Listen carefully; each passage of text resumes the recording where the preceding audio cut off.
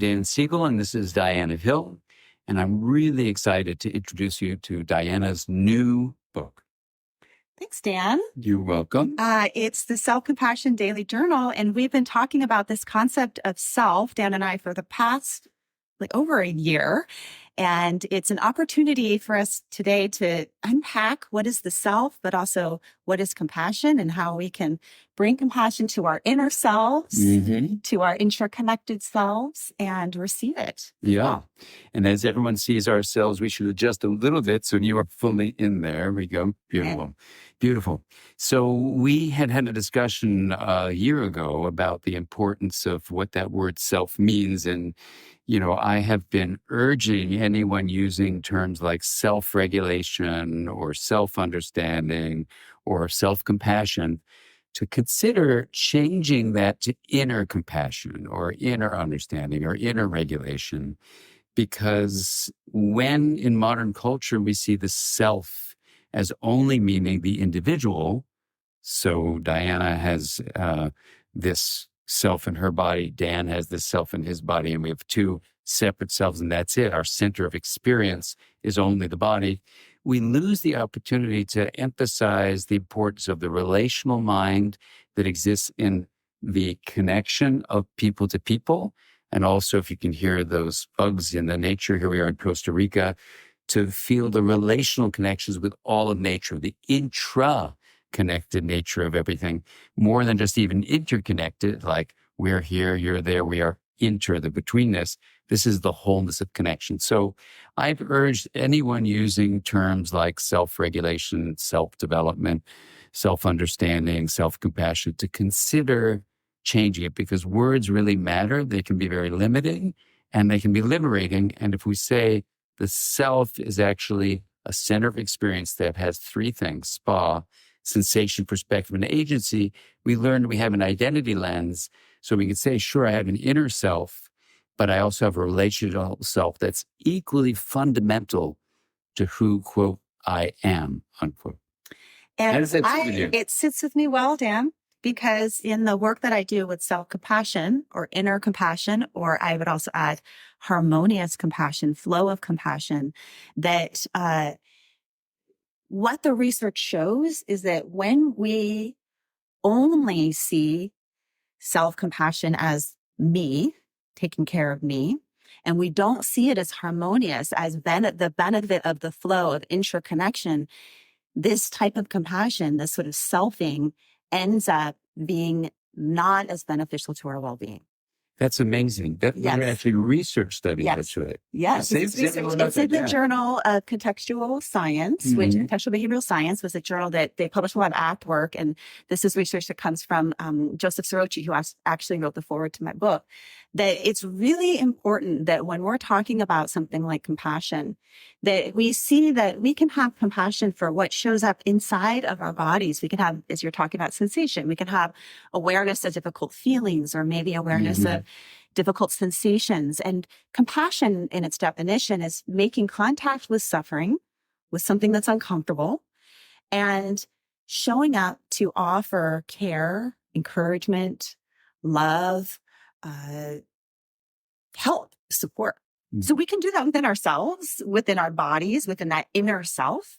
But we can also do that when we are making contact with each other and with nature. We can bring compassion to another human or feel compassion for our planet. And it's a flow. So the separation piece actually ends up not only making us not have as high a sense of well-being, but it also can lead to selfish behavior. And there's another research study out there looking at men who are low on conscientiousness, basically awareness of other people, that when they do self-compassion exercises, this quote, self-compassion exercises, they become more selfish. More selfish. About me. Yeah. So that what's called the myth of self-compassion being selfish is kind of a half truth. That's profound. It's kind of a half truth if you're not connecting it to interconnection and values. And that's what the book that I wrote is really about, values of this flow. How do we care for our inner selves? How do we care for each other? And how do we enter the flow that we're all It's so important. It reminds me of another study that was done on mindfulness training, mindfulness meditation training. And when people had a construction of a very separate self, it's called self-control, they actually became more selfish, even with mindfulness practices. Right. So this is really, really crucial. Just a little story. We're here in Costa Rica at the Blue Spirit Retreat Center, and I'm a snorkeling aficionado. And so I've been going snorkeling pretty much every day. And, when I snorkel and if I see plastic sitting on the bottom of the sea, I just pick it up. And the sea is the body of myself. Yeah. I don't do it because, I'm thinking people think I'm good or, it's not even a reasoning. It's if you had a bug here, I might brush the bug off or dirt or something. Mm-hmm. That when we start having the sensation that we feel inside of our experience, that in the ocean, in the case of snorkeling, it's just there's the plastic. The hand reaches out, the plastic goes in my pocket, and then I throw it in the trash so it isn't going to hurt the fish. Yeah. But the fish are me. Yeah. And so this way of living, I think contemplative teachings have taught this for thousands of years. Thich Nhat Hanh recently has talked about, he uses the phrase interbeing. In indigenous teachings is taught for thousands of years in different cultures.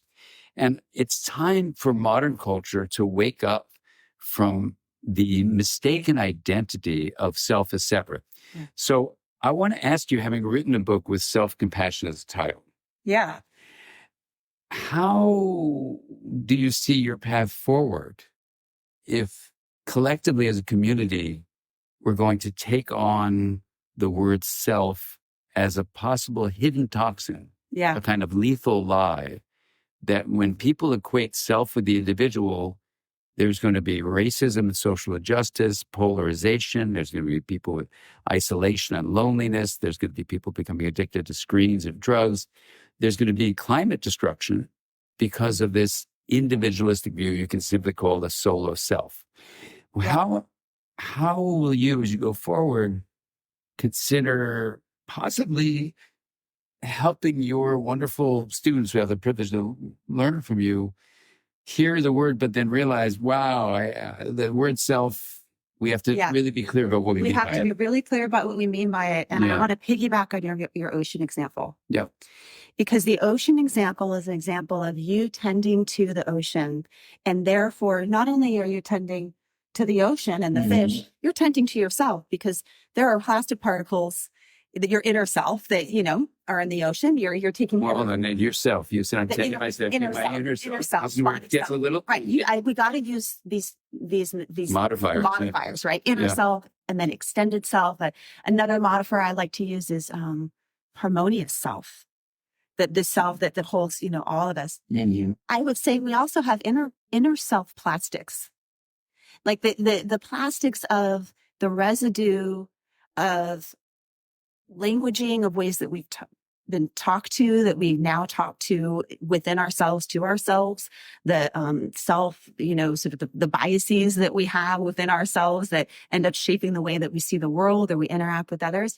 And when we work on our inner selves and transform that with compassion, just like we pick out the plastic of the ocean and we work on those within ourselves, it's going to impact how we interact with others. Beautiful. And so as we see this compassion, and maybe we just lose the modifiers and we see compassion as a flow, then we start to see that taking care of my inner world, taking care of my physical body, my health, listening to my hunger and fullness, paying attention to where the food that I'm eating came from and how it feels within me, it's taking care of our planet.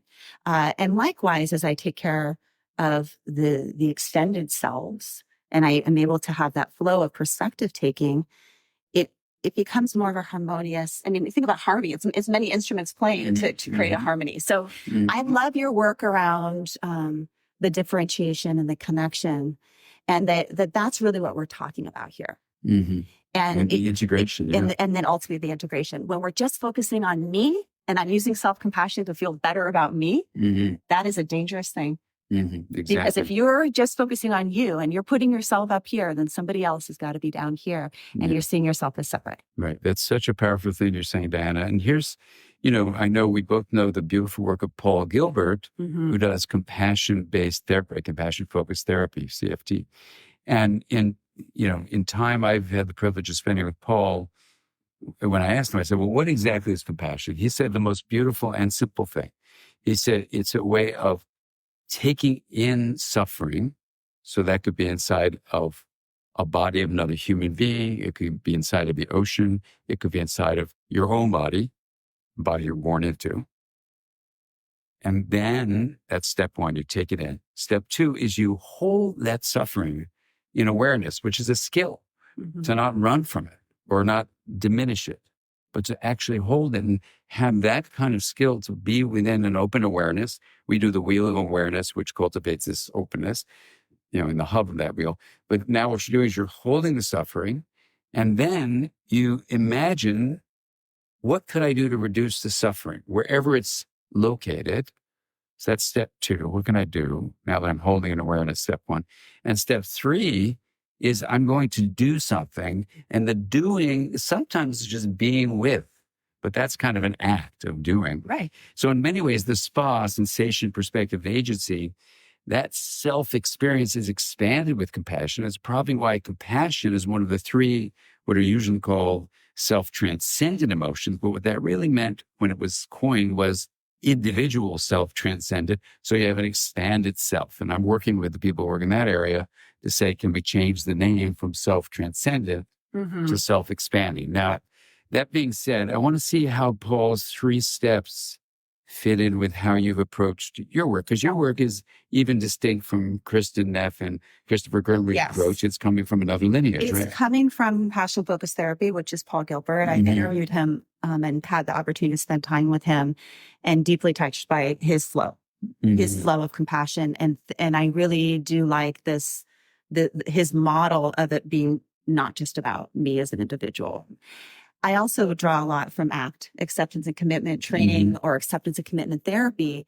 And ACT has ways of which you learn how to be with that suffering, how to be with discomfort, how to practice that acceptance, which is making, if it's really big, you make even more space for it. And you notice where it is in your body. You're not overwhelmed or completely entrenched in it, but rather you're making space for whatever is showing up. That is one of the foundational skills of compassion, because in order to offer help, this whole thing around compassion fatigue, it's not really compassion fatigue as much as it is empathy fatigue. You're you haven't had the skill set to be able to hold the pain and then take the action. And then the third part is values. What is it that you deeply care about that is worth it to you to be able to approach something that's so uncomfortable and to engage with suffering in this way? And that's a really important thing that all of us need to be thinking about right now, because we just get caught up in automatic doing or, taking on this cause or whatever it is, that there's actually, for you, Dan, you redid this whole IG live with me. We did the whole thing. He spent an hour with me. It didn't get posted. And then because of a technical problem here with the Wi-Fi. And then afterwards, Dan contacted me and offered to do it again. I said, you don't have to. And there was a value and compassion that drove that.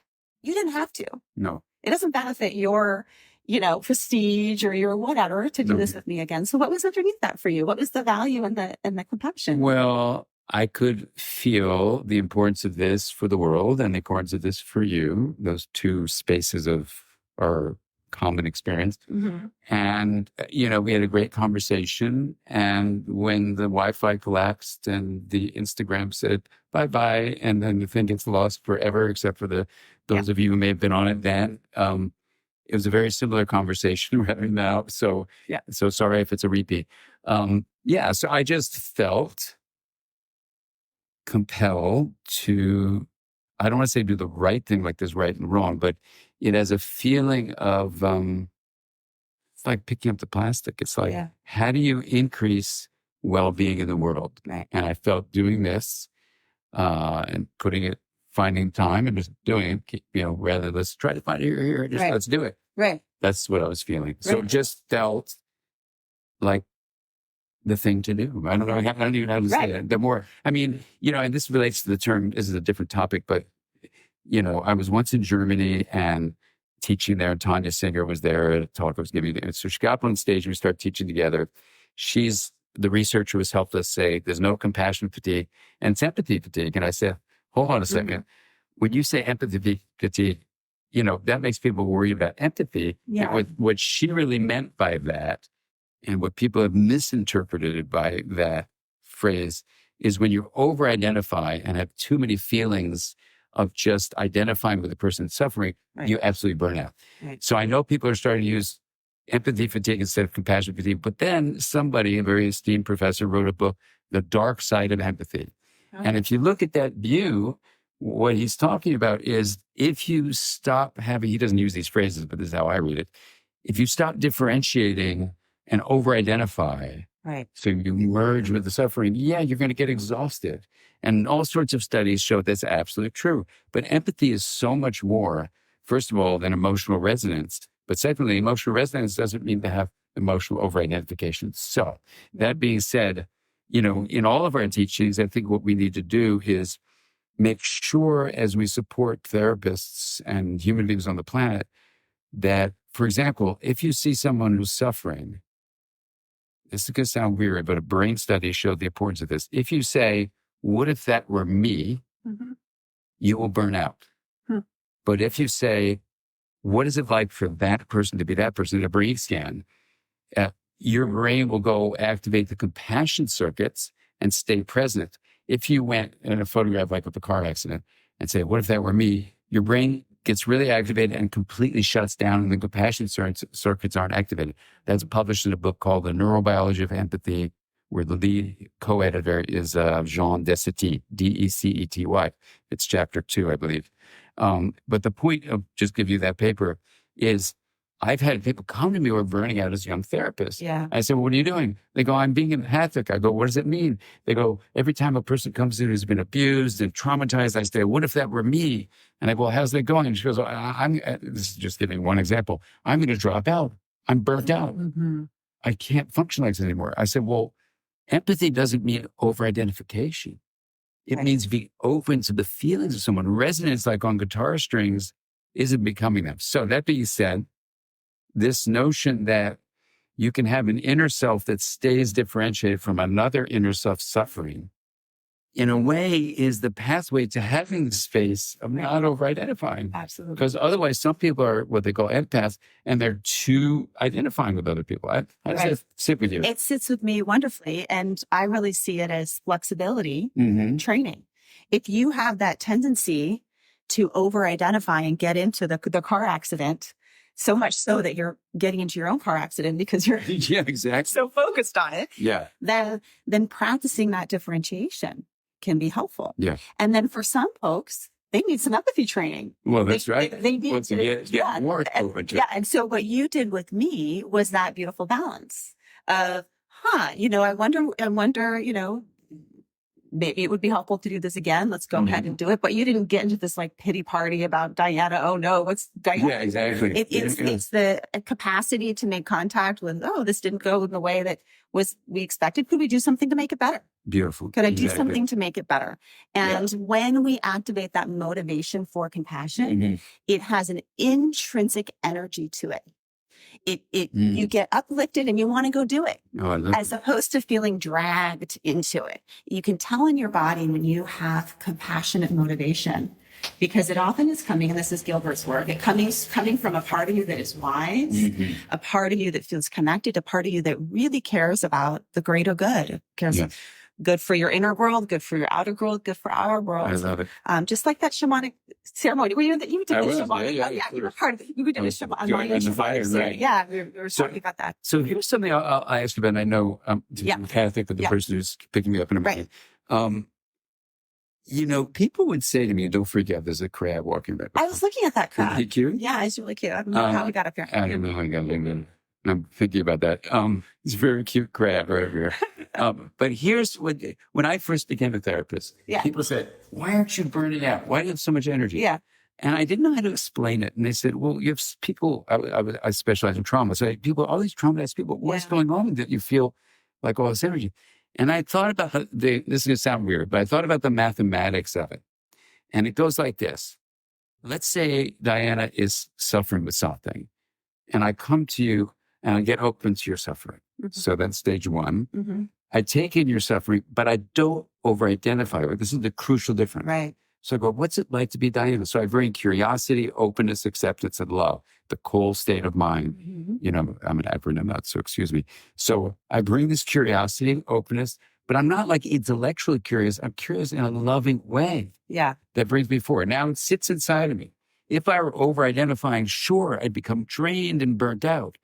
But I'm resonating like guitar strings. So there's a music that starts to get played, even with your suffering. Right. That there was Diana and there was Dan. So there's person A and person B.